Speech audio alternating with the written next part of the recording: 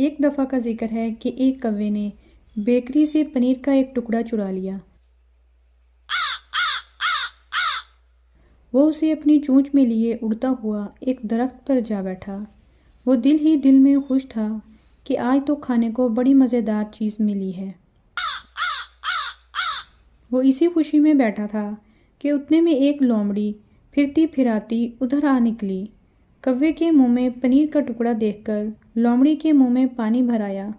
سوچنے لگی کہ کسی نہ کسی طرح کوے سے یہ پنیر حاصل کر لیا جائے۔ لومڑی کی مکاری تو مشہور ہے ہی، اس کے ذہن میں ایک تجویز آ گئی۔ وہ کوے کی خوشامد اور تعریف کرنے لگی اور کہنے لگی کہ بھائی کوے، تم ایک نہایت خوبصورت پرندے ہو۔ تمہارے پر خوش نما اور رنگ بہت پیارا ہے۔ مجھے یقین ہے کہ تمہاری آواز بھی بہت سریلی ہوگی۔ مجھے آج کوئی گانا تو سناؤ۔ بیوقوف کوے نے اپنی تعریف سنی تو فوراً گانا سنانے کے لیے منہ کھول کر کائیں کائیں کرنے لگا۔ اس کا منہ کھولنا تھا کہ پنیر کا ٹکڑا نیچے گر گیا۔